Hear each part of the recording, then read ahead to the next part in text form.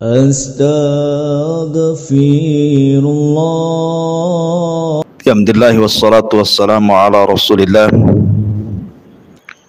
wa ala alihi wa sahbihi wa mawalah wa la hawla wa la quwata illa billahi wa ba'du.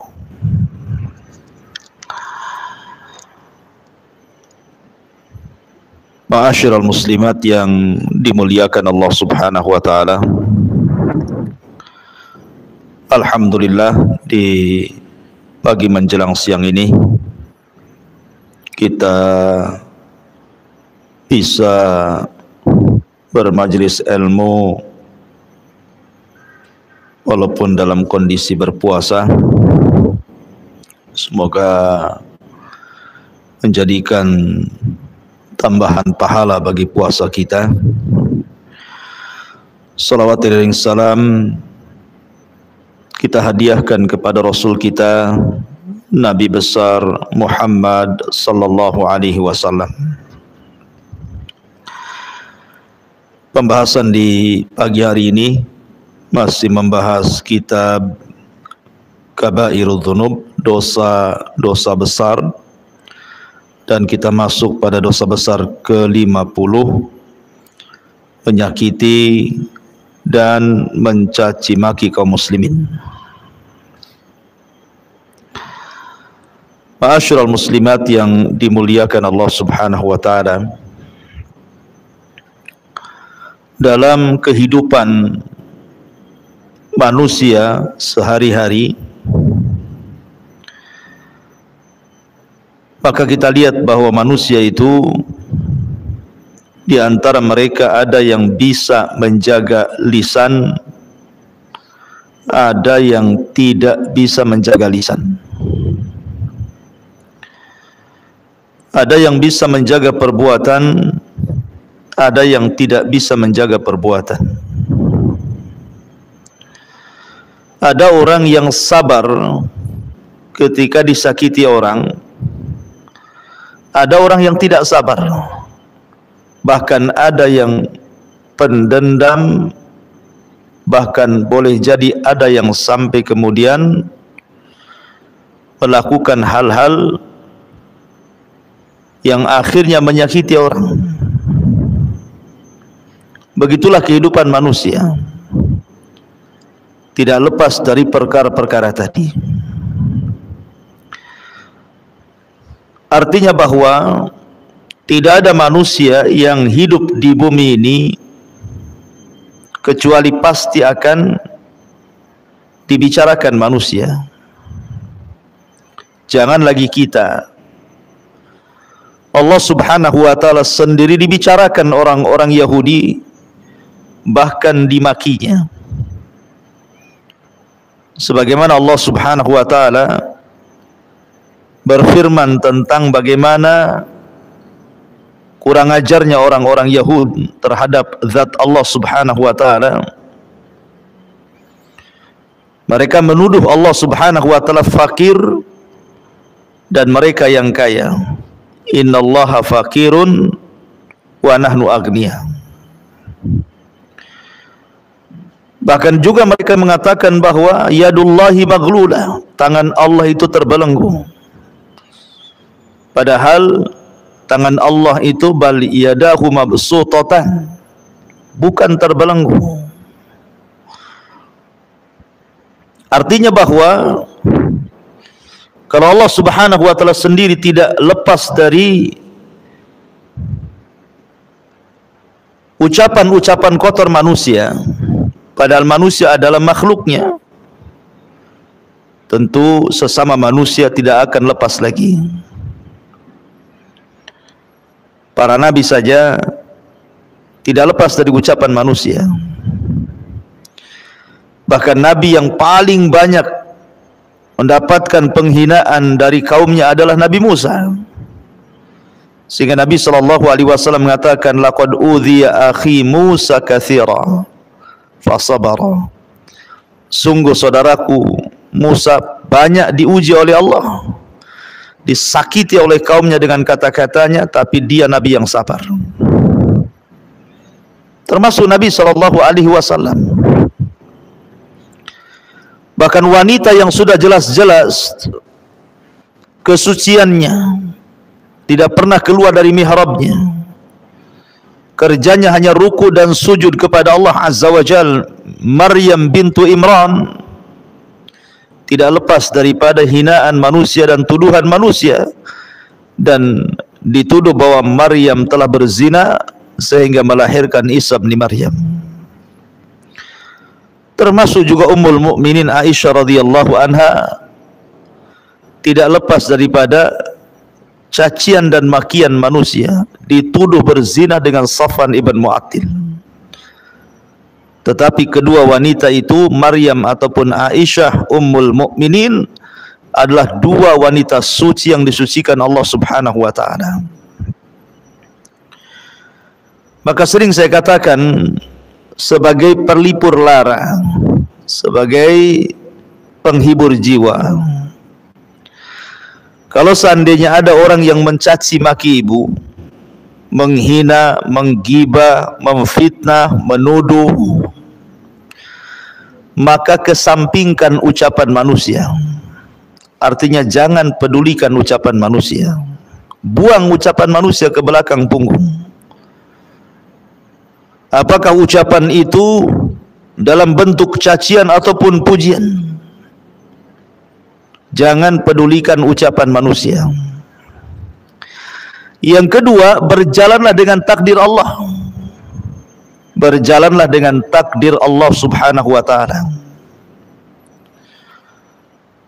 Artinya kalaupun satu dunia dikumpulkan insuhum wa jinnuhum, manusia dan jinnya sekalipun, untuk mencaci maki ibu, untuk menghina ibu, untuk memadaratkan ibu, itu tidak akan merubah takdir Allah Subhanahu wa taala. Tidak akan merubah takdir. Makanya Nabi SAW mengatakan kepada Abdullah ibnu Abbas radhiyallahu anhuma, sekiranya manusia berkumpul kepadamu, ala an yadhurruka bi syai'in lam yadhurruka illa ma qad kataballahu lak, maka kecelakaan tidak akan sampai kepadamu kecuali sudah dicatat di Lauhil Mahfuz. Kalau seandainya manusia berkumpul untuk mencelakakan kamu, kecelakaan itu tidak mungkin terjadi kecuali sudah ditulis di Lauhil Mahfuz. Manusia hanya merencanakan kejahatan, tetapi terjadinya kejahatan ataupun tidak, itu pun tidak lepas daripada takdir Allah. Maka berjalanlah dengan takdir. Berjalan dengan takdir, hidup kita tenang. Biarkan manusia ngomong ini itu terserah. Saya hanya percaya dengan takdir Allah Subhanahu wa taala. Kemudian yang ketiga, contohlah bagaimana Rasul menghadapi orang-orang yang mencelanya. Nabi SAW sering dihina, sering dimaki, sering difitnah. Kita contoh Nabi, bagaimana cara dia mengatasi itu semuanya. Karena bagaimanapun solusi itu ada pada Nabi SAW, karena dia yang membawa wahyu dari Allah Subhanahu wa taala. Ma'asyiral muslimin yang dimuliakan Allah Subhanahu wa taala, maka dalam bab ini, dalam bab dosa besar yang ke-50 ini, Al-Imam Az-Zahabi rahimahullahu taala ingin menjelaskan tentang di antara dosa besar adalah menyakiti, mencaci maki terhadap saudaranya kaum muslimin. Allah Subhanahu wa taala berfirman di dalam surah Al-Ahzab ayat 58, walladzina yu'dzunal mu'minina wal mu'minati bighairi maktasabu faqad ihtamalu buhtanan wa itsman mubina. Dan orang-orang yang menyakiti orang-orang mukmin laki-laki ataupun perempuan tanpa ada kesalahan yang mereka perbuat, maka sungguh mereka telah memikul kebohongan dan dosa yang nyata. Ma'asyiral muslimin yang dimuliakan Allah Subhanahu wa taala. Terkadang di masyarakat ini lidah tak bertulang, mudah mencaci maki orang. Terkadang awalnya tidak punya dosa, jadi punya dosa gara-gara mencaci dan komentar terhadap orang lain. Pamannya ibu punya tetangganya itu mungkin kurang sopan bajunya, mungkin masih membuka aurat dan selalu keluar tengah malam. Langsung dalam otak kecil ibu mengatakan, jangan-jangan wanita ini wanita malam, wanita remang-remang, wanita yang hanya mencari hiburan tengah malam. Jangan-jangan dia seorang pezina. Ini kan sudah menuduh, Bu. Maka ini masuk dalam kategori menyakiti dan mencaci maki, dan ini termasuk dosa besar. Kita tidak bisa menghukumi manusia hanya gara-gara pakaian dan hanya gara-gara keluar malam. Karena menuduh berzinah itu harus ada 4 saksi. 4 saksi pun harus menyaksikan perzinahannya. Kalau tidak menyaksikan, maka yang menuduh yang dipukul dalam Islam 84 kali 80 cambukan. Jadi tidak boleh menuduh menyakiti seperti itu aja, tidak boleh. Itu jelas-jelas wanita yang fasik gitu ya, yang ibu tahulah tetangga sendiri, dia nggak pernah sholat, pakaian telanjang dan begitu seterusnya. Tapi dengan menuduh si anu berzina, ini tuduhan berat. Kalau seandainya wanita fasik seperti ini saja, kita tidak boleh menuduh tanpa ada saksi. Bagaimana pula wanita baik-baik dituduh berzina? Seperti yang dilakukan orang-orang Syiah terhadap Ummul Mukminin Aisyah radhiyallahu anha. Orang-orang Syiah itu menuduh Aisyah berzina persis seperti tuduhan orang-orang munafik di zaman Nabi sallallahu alaihi wasallam yang dikepalai oleh Abdullah ibn Ubay ibn Salul, menyebarkan hoax bahwa Aisyah radhiyallahu anha berzina dengan Safwan ibn Mu'attil. Tetapi karena ini berita dusta, Allah Subhanahu wa taala turunkan suratun Nur, pembebasan Ummul Mukminin Aisyah radhiyallahu anha dari tuduhan berzina dengan Safwan ibn Mu'attil. Makanya Allah mengatakan, walladzina yu'dzunal mu'minin wal mu'minati bighairi maktasabu faqad ihtamalu buhtanan wa itsman mubina. Dan orang-orang yang menyakiti orang-orang yang beriman laki-laki dan perempuan tanpa ada kesalahan yang mereka perbuat, maka sungguh mereka telah memikul kebohongan dan dosa yang nyata. Apalagi yang dituduh wanita-wanita yang taat kepada Allah. Apalagi kalau yang dituduh itu atau yang dicaci maki itu adalah orang-orang soleh, orang-orang yang taat kepada Allah Azza wa Jalla. Maka tentu menuduh apapun bentuk tuduhannya, dituduh si fulan korupsi, dituduh si fulan kurang akhlak, kurang adab dan begitu seterusnya, maka ini boleh jadi bagian daripada ghibah, boleh jadi bagian daripada ghibah. Bahkan di negeri ini ada namanya ghibah nasional. Tahu Bu ghibah nasional tuh? Ghibah nasional itu kalau seandainya ada satu pejabat kemudian dicurigai dia korupsi, masuklah media, dibaca oleh publik, maka masyarakat yang membaca, mendengar, langsung ikut-ikut apa kata media, ikut mencelah, kemudian mengatakan dasar koruptor, tidak amanah, macam-macam. Akhirnya kemudian datanglah persidangan. Disidanglah orang yang tertuduh korupsi ini. Rupanya sama hakim persidangan dilepaskan pula. Tiba-tiba masyarakat ngomong lagi, lah kok koruptor dibebaskan katanya. Lah kita tidak hadir di persidangan itu. Dan kita tidak tahu berita itu betul atau salah, bermuatan politik atau tidak. Tetapi dengan cara kemudian ikut-ikutan mencaci, memaki, menuduh, menggibah tanpa ada bukti yang benar, itu masuk pada ghibah atau justru menyebar kedustaan.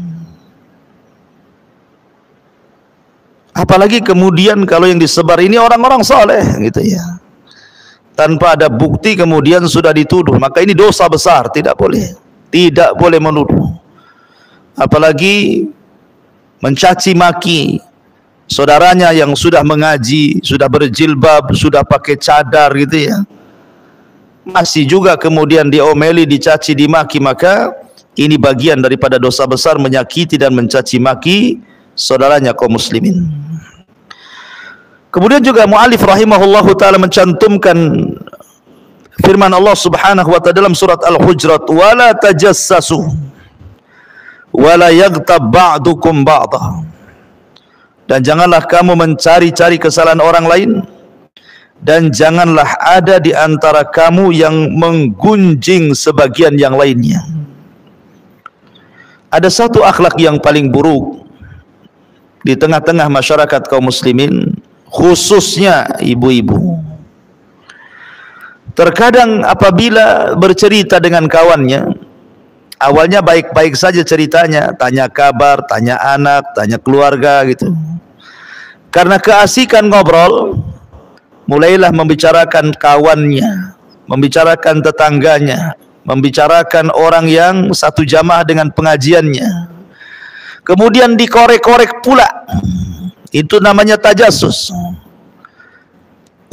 Sudah tahu enggak si Anu? Si Anu yang mana? Si Fulanah bintu Fulan itu. Emang kenapa si Fulanah? Saya dengar begini begitu. Tahu enggak Kan begitu ya, minta komentar sama orang. Akhirnya kemudian orang yang dimentari komentar ini jadi suudzon. Oh betul juga ya kata-katamu, pantaslah dia jarang begini jarang begitu. Akhirnya diperkuat. Itu namanya tajassus. Tidak boleh. Ibu kalau ketemu kawannya, cukuplah yang dibicarakan itu yang ada keperluan saja. Kalau keperluan ngaji, ya urusan kajian yang dibicarakan, jangan urusan yang lain. Kalau datang ke arisan, urusan arisan saja, habis itu pulang. Kalau urusan jual beli, ya jual beli saja, habis itu selesai. Jangan kemudian merembet ke sana kemari, yang datang tidak berdosa, pulang pula membawa dosa besar. Naudzubillah. Karena tajassus ini akan beralih kepada ghibah. Orang kalau sudah tajassus, mengorek-ngorek keburukan orang, pasti jatuh kepada ghibah. Dan ghibah itu adalah dosa besar, bukan dosa kecil ghibah itu. Nabi SAW pernah lewat dengan sahabatnya, ada kambing yang sudah mati jadi bangkai.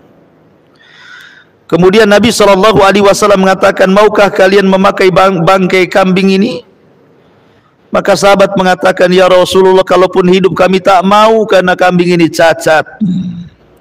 Maka Rasul mengatakan, sesungguhnya kau makan bangkai kambing ini jauh lebih baik dibandingkan engkau merobek kehormatan seorang muslim. Bahkan dikatakan oleh Rasul, min arbar riba, sebesar-besarnya dosa riba, sebesar-besarnya dosa riba, kata Rasul, seseorang merobek kehormatan saudaranya. Makanya wajar Nabi SAW pernah marah kepada Aisyah radhiyallahu anha ketika membicarakan tentang Safiyah dengan isyarat tangannya. Padahal Aisyah tidak hendak merendahkan Safiyah dengan kata-katanya, hanya mengisyaratkan dengan tangannya bahwa dirinya pendek, dirinya tinggi Safiyah itu pendek, itu hanya itu aja yang ingin dijelaskan kepada Rasul. Dia bangga dengan tingginya, kemudian merendahkan Safiyah dengan pendeknya.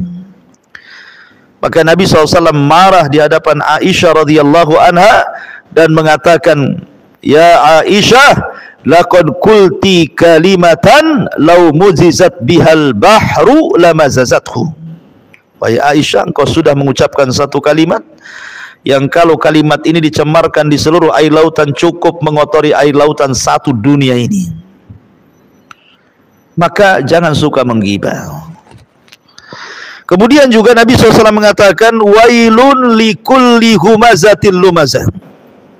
Wailun, celaka bagi setiap pengumpat dan pencela. Ada yang mengatakan humazah itu dengan lisan. Ada yang mengatakan lumazah itu dengan perbuatan. Dua-duanya terlarang. Baik dengan lisan ataupun dengan perbuatan, dengan isyarat, dengan gerakan tangan, dengan kedipan mata, dengan kemudian meletakkan jempol ke bawah, gitu ya. Kalau sekarang kan ada tuh jempol ke bawah itu kalau di handphone tuh.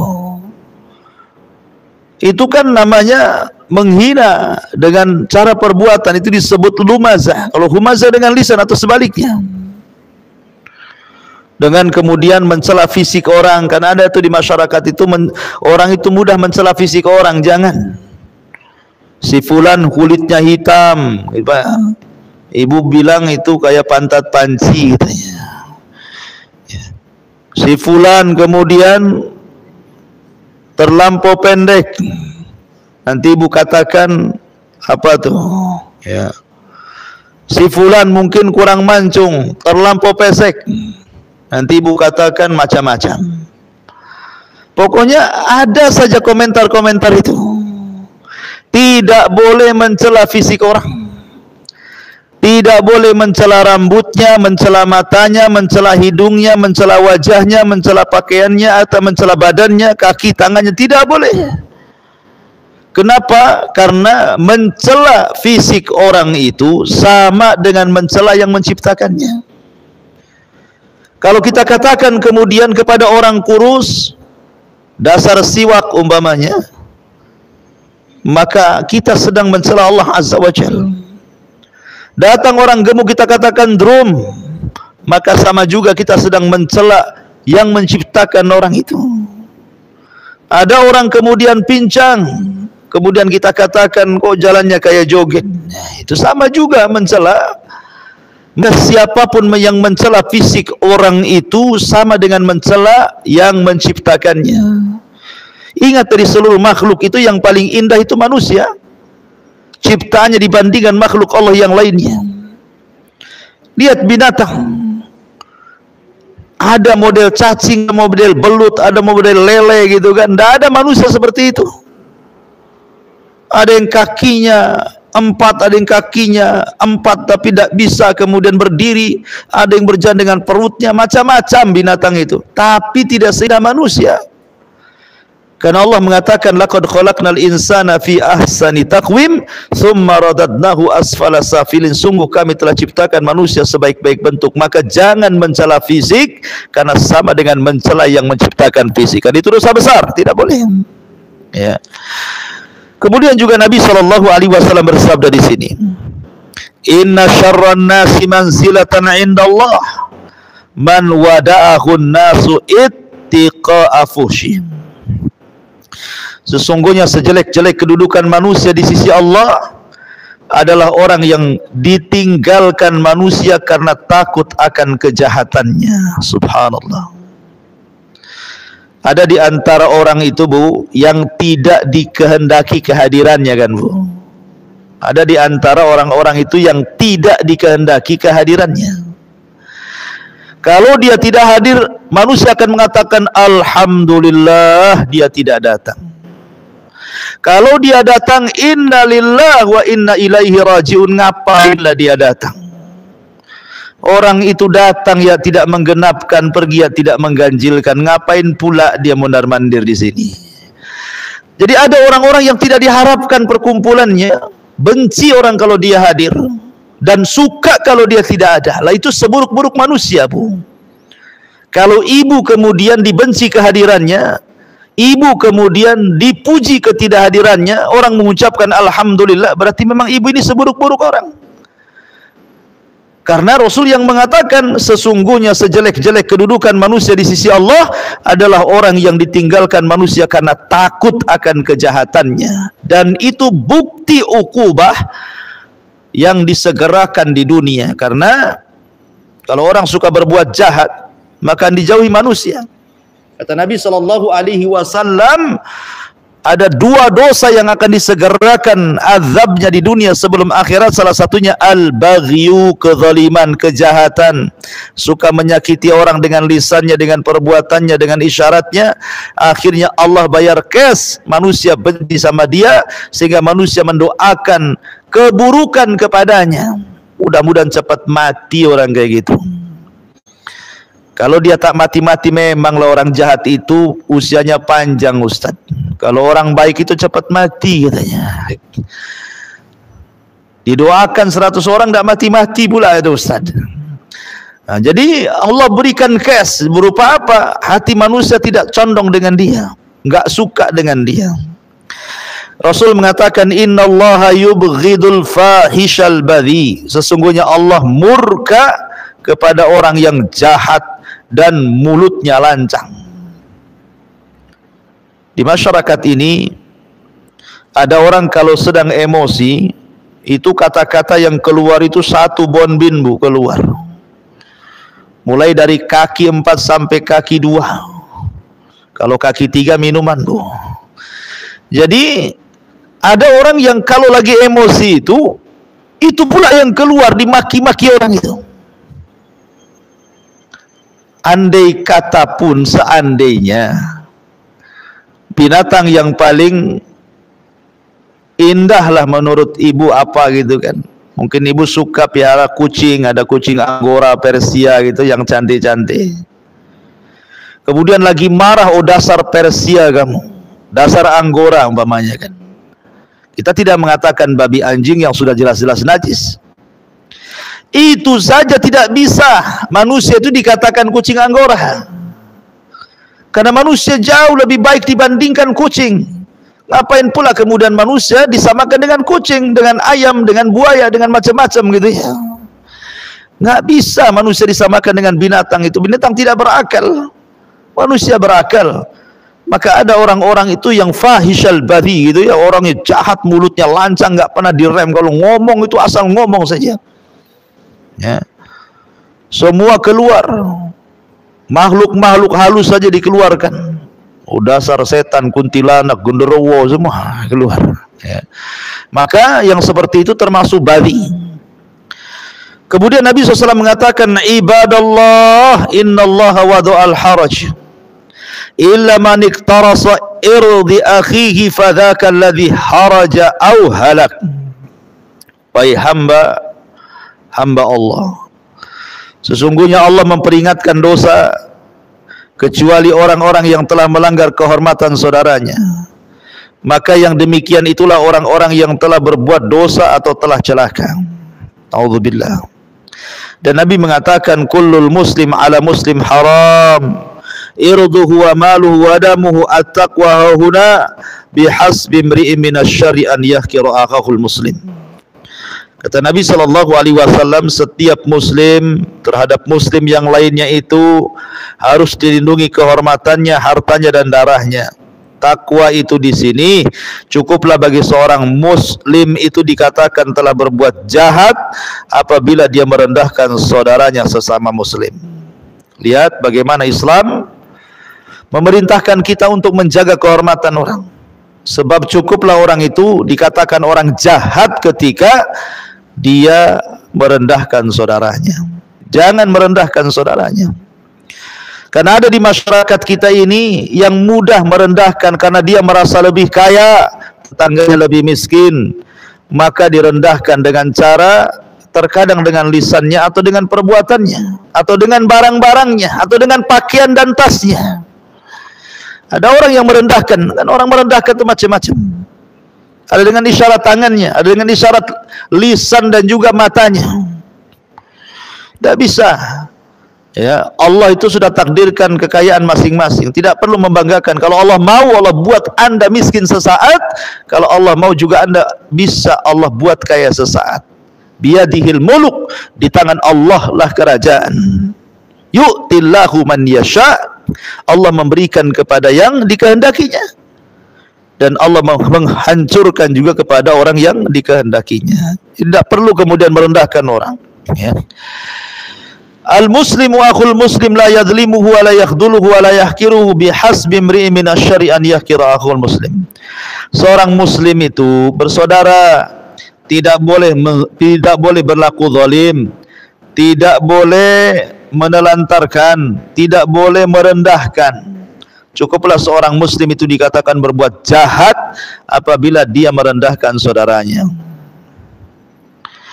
Kemudian Allah Subhanahu wa taala mengatakan, "Innal ladzina yuhibbuna an tashi'al fahishatu fil ladzina amanu lahum adzabun alim fid dunya wal akhirah." Sesungguhnya orang-orang yang ingin agar perbuatan yang sangat keji, berita bohong, tersiar di kalangan orang-orang beriman, maka mereka mendapatkan azab yang pedih di dunia dan juga azab di akhirat. Jadi tidak boleh ibu menyebarkan hoax. Makanya kalau ibu pegang handphone, hati-hati jangan asal copy paste.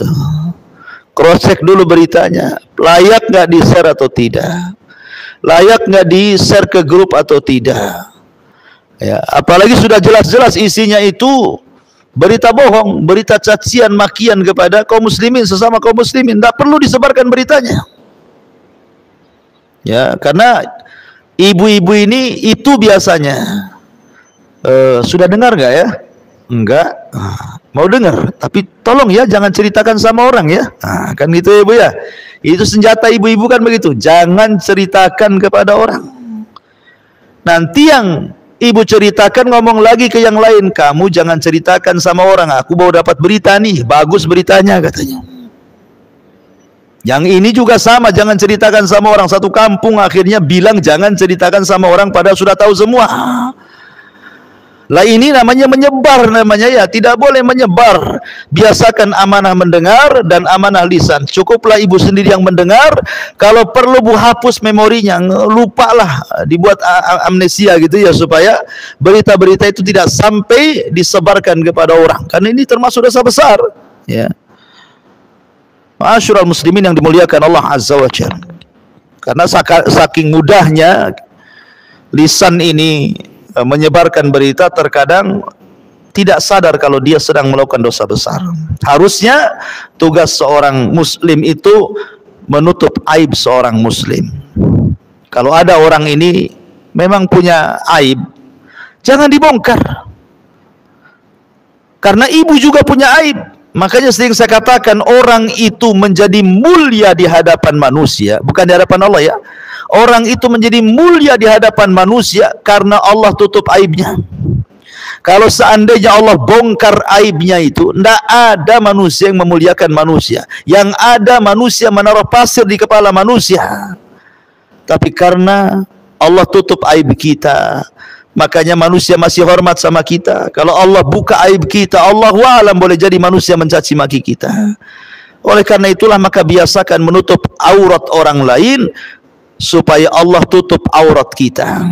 Terbiasalah menutup aib orang lain supaya Allah berusaha menutup aib kita, supaya manusia tidak tahu dan kita bisa bertobat kepada Allah Subhanahu wa taala. Kemudian Rasul mengatakan sibabul muslimina fusukun wa qitaluhu kufrun. Mencela seorang muslim adalah kefasikan, sedang membunuhnya adalah kekufuran.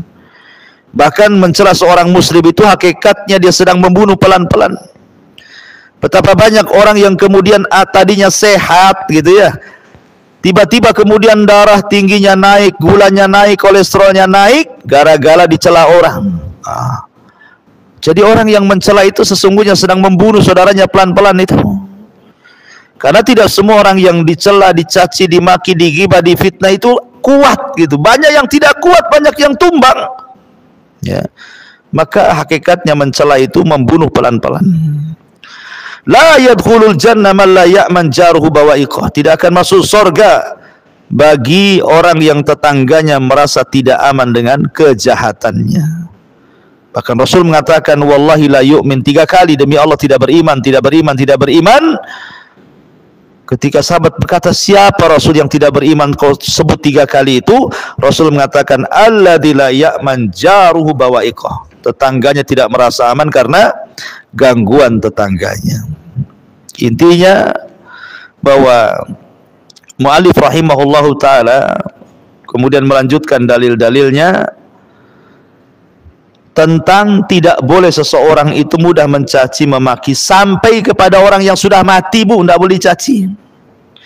Umpamanya orang yang mati ini memang jahat lisannya ketika masih hidup, jahat perbuatannya ketika masih hidup, tapi kalau sudah mati jangan kemudian dicaci maki, karena Rasul yang mengatakan la tasubbul amwat fa innahum qad afdau ila ma qaddamu. Jangan kalian mencela orang-orang yang telah meninggal dunia, karena sesungguhnya mereka telah menemukan apa yang telah mereka persembahkan kepada Allah. Mereka sudah dapat balasan dari apa yang mereka lakukan. Kenapa kita sibuk orang yang hidup mencaci maki kepada orang yang mati? Mereka sudah bertanggungjawabkan di hadapan Allah, jadi tidak perlu dicaci maki lagi. Kalau orang yang mati saja tidak boleh caci maki, apalagi orang hidup, gitu maksudnya ya. Makanya tidak boleh mudah menuduh, karena terkadang tuduhan itu tidak benar.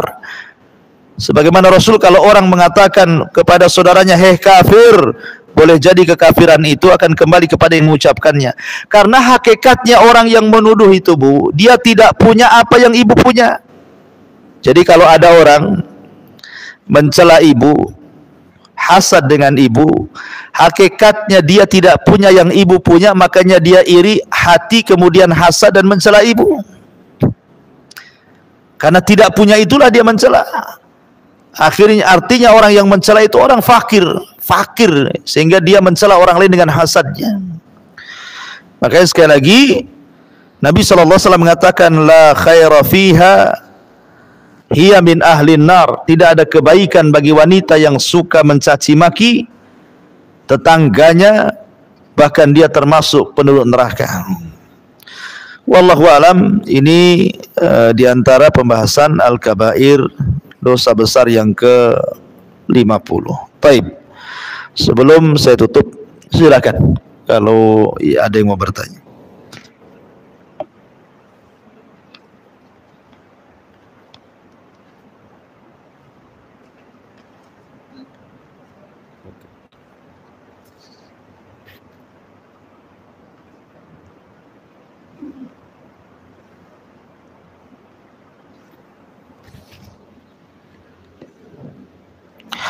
Bismillah, Ustaz, bolehkah kita mengqadha puasa setelah Syawal karena bayar hutangnya banyak? Kalau mengqadha didahulukan Syawalnya tidak sampai 6 hari. Yang kedua, benarkah kita bayar puasa di bulan Syawal sudah sama dengan puasa Syawal, tidak perlu puasa sunnah Syawal lagi? Iya. Ini masalah khilaf ulama tentang orang yang punya puasa, utang puasa Ramadan, kemudian ketika masuk bulan Syawal ada sunnah namanya 6 hari puasa Syawal. Kata Rasul, man shoma Ramadanan tsumma atba'ahu sittan min Syawal kana kasiyami dahri. Siapa yang berpuasa Ramadan kemudian diikuti 6 hari puasa 6 Syawal, 6 hari di bulan Syawal, 6 kali berturut-turut atau tidak berturut-turut, yang jelas 6 hari lah di bulan Syawal, maka sama dengan puasa 1 tahun. Jadi kalau ibu Ramadan tidak batal, kemudian tambah 6 hari Syawal, itu sama seolah ibu berpuasa tiap hari selama setahun. Lah dari hadis ini menjadi polemik para ulama, orang yang belum menghabiskan Ramadan tetapi dia puasa Syawal karena kalimatnya siapa yang puasa Ramadan. Akhirnya selesaikan dulu Ramadannya, baru kemudian 6 hari Syawal. Sehingga dari sini kata ulama, mendahulukan yang wajib lebih utama dibandingkan mengerjakan yang sunnah. Artinya qadha dulu Ramadannya baru Syawal. Tapi pendapat yang kedua tidak demikian. Ramadan itu sifatnya waktunya muwassa'. Jadi qadha Ramadan itu muwassa'. Muwassa' itu artinya lapang waktunya, mulai dari Syawal sampai Sya'ban tahun depan. Beda dengan puasa Syawal, itu waktunya mudayyak, sempit karena hanya Syawal saja, tidak bisa diqadha di bulan-bulan yang lain kecuali Syawal. Maka barang siapa yang ingin mendahulukan Syawal baru qadha Ramadan tidak ada masalah, karena melihat waktu sempitnya Syawal dan waktu luasnya qadha Ramadan. Jadi ada dua pendapat gitu ya. Walaupun sekiranya di bulan Syawal itu ibu bisa mendahulukan Ramadan, dan ada hari untuk puasa Syawal sehingga bisa terbayari semuanya, Ramadan ya tidak punya hutang, Syawal juga bisa puasa, tentu ini lebih baik. Bagaimanapun menyegerakan qadha itu lebih abra' lidhimmah, supaya lebih ringan kita ini tidak terbebankan hutang. Adapun qadha Ramadan tidak bisa diniatkan puasa Syawal karena beda hukum. Syawal itu sunnah, Ramadan itu wajib. Wallahu a'lam. Kemudian bismillah Ustaz, apa yang harus dilakukan pada orang yang menyakiti, memfitnah, berzinah, padahal tidak ada bukti saksi sampai orang yang difitnah itu bersumpah dengan nama Allah, sementara yang memfitnah yaitu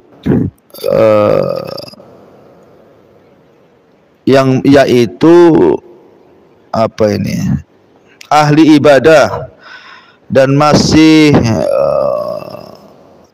ada hubungan kerabat dengan orang yang difitnah dan hampir menghancurkan rumah tangga yang difitnah. Ya, alhamdulillah. Kalau tidak merasa melakukan, ya enggak usah dipikirkan. Aisyah radhiyallahu anha dituduh berzinah oleh orang munafik dengan Safwan ibn Mu'attil. Kemudian Nabi SAW seolah-olah terpengaruh dengan berita orang munafik, sehingga Nabi SAW datang menemui Aisyah Ummul Mukminin, istri tercintanya. Bayangkan ya, Aisyah itu wanita yang paling dicintai Nabi, istri satu-satunya yang perawan, anak Abu Bakar Siddiq yang paling cantik. Tiba-tiba dituduh berzina, apa tidak sakit hati Nabi itu? Tapi ini Nabi harus meluruskan, karena 1 bulan Rasul sudah menunggu wahyu, tidak turun-turun tuh wahyunya, menjelaskan apakah berita itu hoax atau berita itu memang benar. Terpaksalah Nabi harus bertanya langsung dengan Aisyah. Datanglah dia kepada Ummul Mukminin Aisyah radhiyallahu anha, di sampingnya ada Abu Bakar, ada ibundanya Ummu Ruman. Kemudian Rasul mengatakan, ya Aisyah, kalau seandainya la in lamamti bi dzambin fastaghfirillah, fa innal 'abda idza taba Allahu alaihi, wa in kunta bari'a fasayubarri'ukillah azza wa jalla fawqa sab'as samawat. Kata Nabi SAW, wahai Aisyah, kalau engkau memang melakukannya, artinya memang betul melakukannya, engkau berzina dengan Safwan gitu ya, tinggal sesali saja perbuatanmu, kemudian bertobat kepada Allah. Karena seorang hamba itu kalau tobat pasti Allah akan berikan ampunannya. Tapi kalau engkau tidak merasa melakukannya, engkau tidak berzina, engkau tidak selingkuh, berita di luar itu hoax, tidak benar, tenang wahai Aisyah, nanti Allah akan menurunkan ayat-ayatnya dalam rangka membebaskan dirimu dari 7 atas langit sana. Jadi kalau tidak merasa memang berzina, berselingkuh, ya tenang-tenang saja. Biarkan anjing menggonggong, kafilah tetap berlalu, kan begitu ya. Biarkan dia memfitnah apa saja, saya kan nggak melakukannya, peduli amat. Si amat aja nggak peduli. Ya. Jadi nggak usah dipikirkan, anggap angin lalu, buang ke belakang punggung, berjalan dengan takdir Allah Azza wa Jal, walaupun dia terus menggaungkan fitnah. Kalau memang kehancuran rumah tangga ibu belum ditulis Lauhil Mahfuz, tidak akan hancur. Karena betapa banyak rumah tangga hancur bukan karena dituduh berzina. Betapa banyak rumah tangga hancur hanya gara-gara faktor ekonomi. Jadi tenang saja, walaupun dia terus menggonggong-gonggong pun, kalau memang belum dicatat takdirnya ibu harus lepas dari suami, nggak mungkin lepas.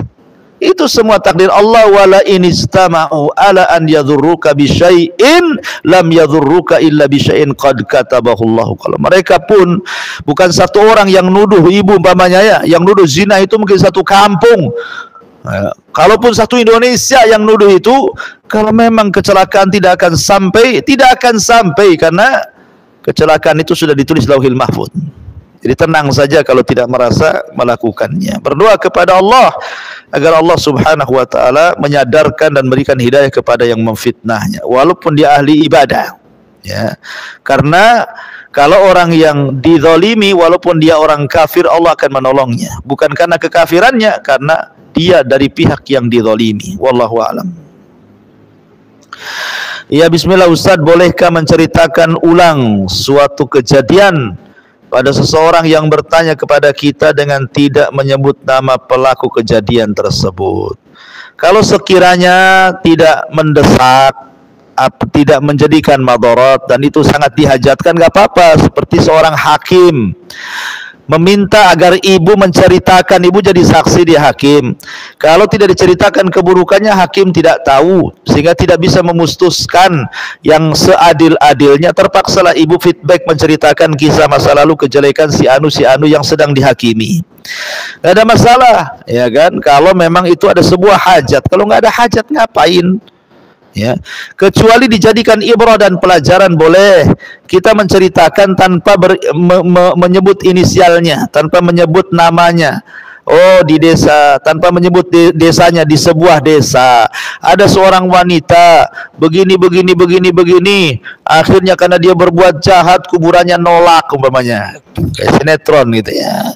Nggak ada masalah ya kalau tidak disebutkan tempatnya. Jadi orang itu kan mengambil ibrah dari ceritanya saja. Ya. Kemudian yang kedua, bagaimana sikap kita dengan seseorang yang selalu berpikir negatif dengan orang lain, khususnya kepada keluarga besar sendiri. Doakan supaya dia dapat hidayah. Ya, bahwa sekali lagi saya katakan sebagai pelipur lara, kita ini tidak lepas dari ucapan manusia.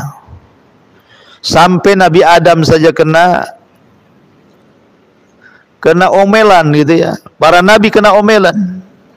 Nabi Isa dikatakan anak Allah, Uzair dikatakan anak Allah, Isa dikatakan anak zina, Maryam dikatakan berzina, Aisyah dikatakan berzina, Nabi dikatakan gila, Nabi dikatakan tukang sihir, tukang tenun, macam-macam.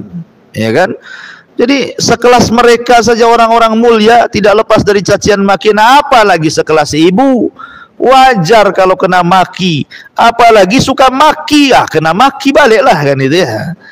Karena kama tadi nutudan, ya, sebagaimana ibu melakukan bermuamalah dengan jahat kepada orang, maka Allah akan kirim orang yang bermuamalah dengan jahat kepada ibu. Al jaza'u min jinsil amal, bahwa balasan itu ditentukan amalannya. Tapi yang jelas bahwa jangan, kalau kita sudah tahu bahwa kita tidak selamat dari ucapan manusia, maka jadikan ucapan manusia seperti debu, biarkan melayang ke sana kemari, saya tidak peduli. Jadikan pujian dan juga celaan itu sama saja bagi saya. Hati saya tidak akan berubah. Anda mau puji saya silakan, Anda mau mencela saya silakan, saya tidak akan berubah. Karena hati orang mulia itu tidak akan berubah dengan celaan dan pujian. Ya. Kemudian jangan pedulikan supaya dia capek sendiri. Karena ketika dia bisa bicara dari bayi sampai dia menggibah ibu, kan hanya ketika itu saja dia menggibah ibu. Sepanjang harinya dia kan tidak menggibah ibu terus, sehingga ada waktu capeknya, sehingga tidak perlu ditanggapi. Doakan saja supaya dapat hidayah. Ya, saya kira itu diantara nasihat dari para ulama. Subhanakallahumma bihamdika asyhadu an la ilaha illa anta astaghfiruka wa atubu ilaik. Allahu ta'ala alam. Assalamualaikum warahmatullahi wabarakatuh.